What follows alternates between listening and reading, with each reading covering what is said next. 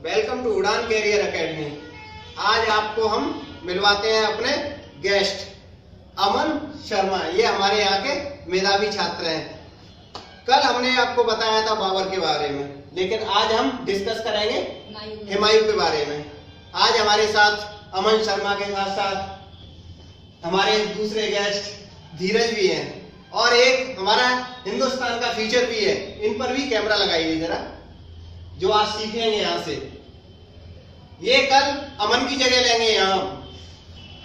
तो आज हम डिस्कस करते हैं, आपको हुमायूं के बारे में आज हम बताते हैं। हम पूरा डिस्कस करेंगे कि हुमायूं ने क्या किया, कब आया, किस साल में, कैसे उसने धीरे धीरे अपना साम्राज्य आगे बढ़ाया, किस से उसके युद्ध हुए और कैसे उसकी मृत्यु हुई। तो अमन, इस बारे में आपका क्या कहना है? हुमायूं का जन्म सन 1508 में काबुल में हुआ था, जो कि बाबर के मरने के बाद उसने गद्दी संभाली थी 23 साल की उम्र में। और बाबर ने हुमायूं से ऐसा बोला था कि वो लोग 4 भाई थे, हुमायूं के 4 बेटे थे। एक हुमायूं, एक मिर्जा अस्करी, हिंदौन और कामरान। Very good. तो हुमायूं ने बाबर ने बोला कि तुम लोग 4 भाई हो, तो आगे जाकर लड़ाई ना हो, इस वजह से अपने राज्य का बंटवारा कर लेना। तो इस वजह से हुमायूं ने अपने राज्य का बंटवारा 4 भाइयों को कर दिया और 4 भाइयों को अलग अलग हिस्से दे दिए। तो सन 1530 में कह सकते हो कि हुमायूं ने और बाबर ने, कह सकते हैं कि बाबर ने अपने 4 पुत्रों के लिए बहुत राज्य जीत के रखा हुआ था कि मेरी औलाद कभी ये राज्य के लिए आपस में लड़ाई झगड़े न करे। तो गद्दी पर बैठने के बाद हुमायूं को साम्राज्य विस्तार करने में इतनी रुचि नहीं थी, क्योंकि बाबर इतना साम्राज्य जीत के गया था, तो उसे कुछ ज्यादा खास रुचि नहीं थी, मतलब साम्राज्य का विस्तार करने में। तो सबसे पहले उसने गुजरात पर आक्रमण किया था हुमायूं ने, और उसने गुजरात को जीत लिया। उसके बाद उसके पड़ोसी राज्य में ही शेरशाह सूरी, जो कि वहाँ के राजा के जो बेटे थे उनके संरक्षण बने हुए थे, उसके बाद जो उन राजा की मृत्यु हुई तो शेरशाह सूरी बिहार पर उन्होंने राज्य कर लिया था। तो शेरशाह सूरी एक अफगान वंशज था, जिसका जन्म सासाराम में हुआ था सन 1472 ईस्वी में। उसके पिता सासाराम के जमींदार थे और उसके बचपन का नाम फरीद था। उसके बचपन का नाम फरीद था। ओके। तो उसने तलवार के एक ही वार से एक शेर को मार गिराया था। तो जो बिहार के जो शासक थे मोहम्मद बहार खान लोहानी, उन्होंने उसे शेर खां की उपाधि दी थी। उसके बाद उसने बिहार पर कब्जा कर लिया मोहम्मद बहार का लोहानी के मरने के बाद। तो और उन्होंने ही उसे शेर खां की उपाधि दी थी, क्योंकि उसने एक ही तलवार से एक बार में शेर को मार गिराया था, और उससे पहले उसका नाम फरीद हुआ करता था। तो सन 1539 में चौसा का युद्ध हुआ हुमायूं और शेरशाह सूरी के बीच। तो उसमें शेरशाह सूरी ने हुमायूं को हरा दिया। फिर उसी के जस्ट 1 साल बाद सन 1540 में कन्नौज का युद्ध हुआ, जिसमें हुमायूं को शेरशाह सूरी ने दोबारा से हरा दिया और भारत से बाहर मतलब खदेड़ दिया, मतलब भगा दिया यहाँ से भारत से। आप कह सकते हैं 1539 में चौसा का युद्ध हुआ। उसके बाद 1540 में दोबारा से कन्नौज का युद्ध हुआ। उसमें हुमायूं को बुरी तरह मार भगाया, उसे हिंदुस्तान से भगा दिया, और उस जगह पर उसे भगाने के बाद आगरा और दिल्ली में उसने अपना शासन लागू कर दिया और उसने अपने आप को शेरशाह सूरी की उपाधि दे दी। आगरा और दिल्ली को जीतने। तो क्वेश्चन आ जाता है इसमें कि किसने शेरशाह सूरी की उपाधि किसने दी? शेर खां को और फरीद को शेरशाह सूरी की उपाधि किसने दी?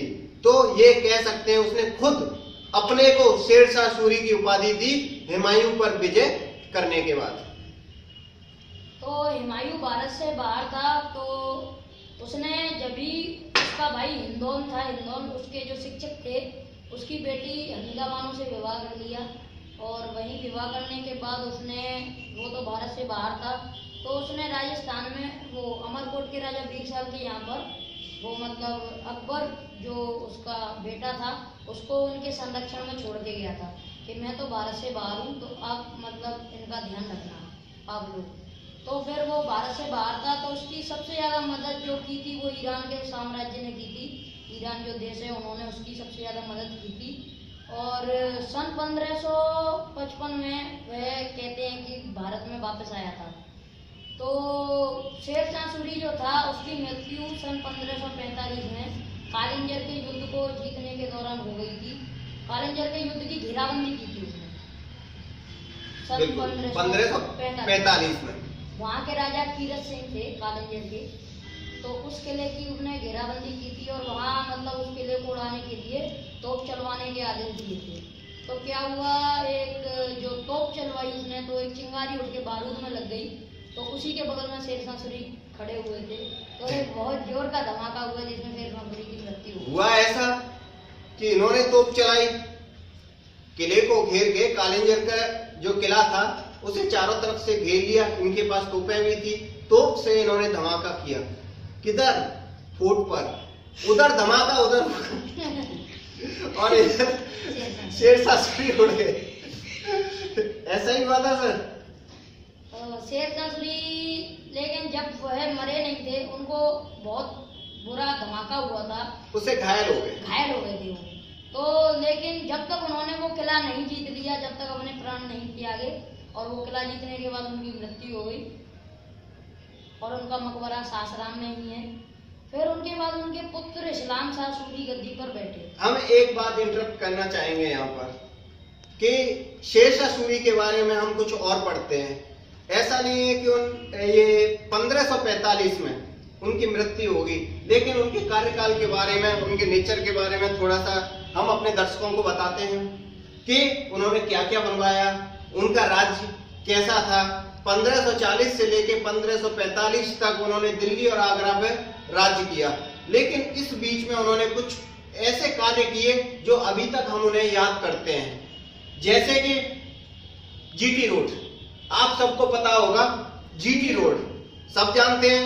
जीटी रोड की फुल फॉर्म है ग्रैंड ट्रंक रोड। ये कहां से कहां तक बनवाया? कोलकाता से पेशावर तक ये रोड बनवाया। इसके साथ साथ उन्होंने और भी कुछ कार्य किए, उनके बारे में अमन शर्मा बताएंगे। शेरशाह सूरी ने जो है डाक का प्रचलन किया था। डाक का प्रचलन सबसे पहले उन्होंने डाक का प्रचलन शेरशाह सूरी ने करवाया और उन्होंने भू राजस्व प्रणाली चालू की थी, जिससे कि जो आगे के जो आने वाले शासक थे उनको भी बहुत मदद मिली थी। बिल्कुल, उन्होंने उच्च प्रणाली की, सर्वोच्च प्रणाली की, भू राजस्व प्रणाली उन्होंने चालू की, जिससे वो कह सकते हैं कि कर इकट्ठा करना। इस प्रणाली के तहत उन्होंने कर इकट्ठा करना। इससे क्या हुआ, उसके आगे वाले राजा के लिए बहुत आसानी हो गई। भू राजस्व प्रणाली स्थापित की उन्होंने। कह सकते हैं कि मुगल काल के लिए वो एक बहुत ही अच्छी देन थी शेरशाह सूरी की भू राजस्व प्रणाली। उन्होंने उन्हीं के आधार पर मतलब पहले शेरशाह सूरी ने लागू की, फिर मुगलों ने वही जो प्रणाली थी उसका ही प्रयोग किया था अपने शासनकाल में। और शेरशाह सूरी ने जो आज कहते हैं धर्मशाला जो होती है, बिल्कुल देखो, लोगों के लिए रुकने के लिए जगह जगह पर आजकल हम धर्मशाला कह सकते हैं राहगीरों के लिए, तो धर्मशालाएं भी बनवाई। धर्मशालाएं उसने बहुत ज्यादा मात्रा में बनवाई थी, जैसे कि जो लोग हैं तीर्थ करने के लिए जाते हैं, रुकते हैं, तो मतलब जनता के लिए उसने मतलब धर्मशालाएं बनवाई थी। और उसके बेटे ने भी धर्मशालाएं बनवाई थी बहुत ज्यादा, शेरशाह सूरी के बेटे इस्लाम शाह ने। और शेरशाह सूरी ने रोहतासगढ़ का किला बनवाया था, पुराना किला बनवाया था। वेरी गुड, पुराना किला भी बनवाया जो दिल्ली में ठीक है। किला कोणार्क मस्जिद बनवाई थी जो भी दिल्ली में ही है। गुड। और आप लोग समझ रहे हो, ये आप लोगों के लिए बहुत जरूरी है। जैसे कि अभी जिस तरह से अमन यहाँ पर बैठ के आज बता रहे हैं, कल आपका टर्न होगा, तो बहुत ध्यान से सुनिए, ठीक है? आप करोगे? Very good. कल यहाँ पर आपको बैठना पड़ेगा, ये हॉट सीट है आपकी, ठीक है? हम रोज जो सिखा रहे हैं वो अच्छे से सीखो और विद कॉन्फिडेंस। जैसे अमन के अंदर जितना कॉन्फिडेंस है उतना आपके अंदर भी होना चाहिए, ठीक है? Very good. तो 1545 में शेख नसूरी उनकी मृत्यु हो गई। उनके मरने के बाद जो सद्दाम शाह गद्दी पर बैठा था, तो हुमायूं मतलब भारत से बाहर थे, तो वह अपनी सेना एकत्रित करके भारत में दोबारा से आए सन 1555 में।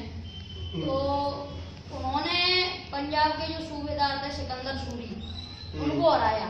उनके साथ उन्होंने युद्ध किया, उस युद्ध को सरहिंद का युद्ध भी कहा जाता है, सरहिंद का युद्ध सन 1555 में। तो उन्होंने फिर सिकंदर सूरी को हराकर मतलब भारत में दोबारा कब्जा कर लिया। Good good. और शेर शाह सूरी ने कोई इमारत ज्यादा खास बनवाई नहीं थी।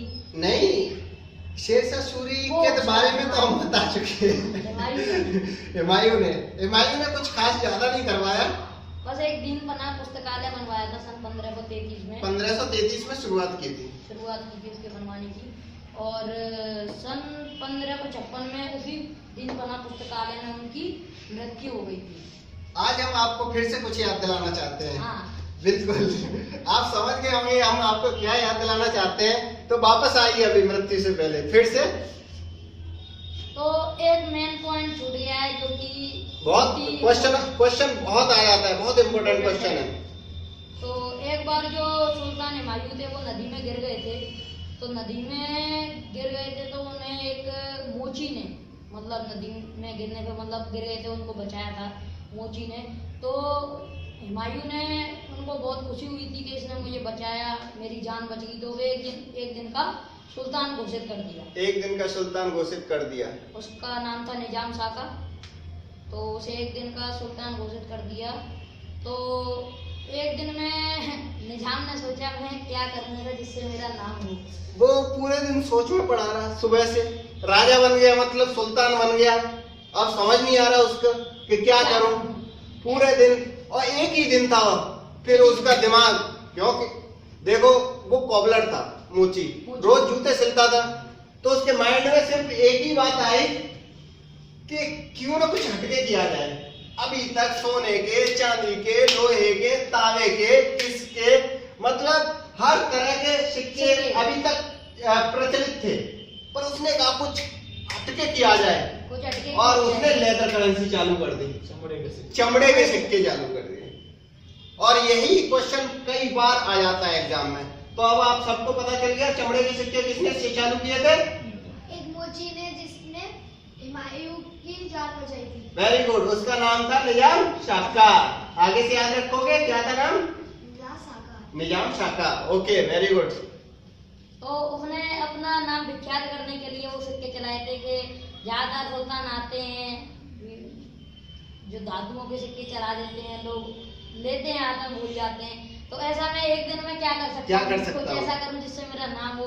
यहाँ निजाम नाम का तो भी कोई सुल्तान था, तो उसने चमड़े के सिक्के जारी करवा दिए। चमड़े के सिक्के उसने चलवाए थे। तो फिर हुमायूं की जो बायोग्राफी थी, उसकी आत्मकथा उनकी सगी बहन गुलबदन बेगम ने ही लिखी थी। Very good. और हुमायूं की सन 1556 ईस्वी में दीन पना पुस्तकालय में वे मतलब पुस्तक पढ़ रहे थे, तो उनका सीढ़ियों से पैर फिसल गया, तो उनकी मृत्यु हो गई। उससे पहले वो अकबर को उनके संरक्षण में छोड़ के गए थे, जहाँ पर उन्हें तलवारबाजी, भाला, युद्ध कला ये सब सीखने को मिल रहा था। उनकी मृत्यु हो गई। तो 1556 से 1560 तक उन्होंने अकबर को बैरम खां का संरक्षण प्रदान किया था कि मतलब बैरम खां इनको अपने साथ रखें और इनको संरक्षण प्रदान करें। ओके, धन्यवाद। आज के लिए सिर्फ इतना ही सर। मैच देखने चलते हैं अभी। इंडिया श्रीलंका का T20 चालू होने वाला है, तो आगे की कहानी हम कल बताएंगे। नेक्स्ट अकबर के बारे में हम कल बताएंगे पूरा डिटेल्स में, जिससे सारे क्वेश्चन, सारे डाउट्स एकदम से क्लियर हो जाएं। जो भी क्वेश्चन आएगा फटाफट आप बताओगे फिर, ठीक है? आज हमारे मैच का टाइम हो रहा है, आप लोग भी मैच देखिए। अपने दर्शकों को शुक्रिया बोलिए। शुक्रिया। शुक्रिया।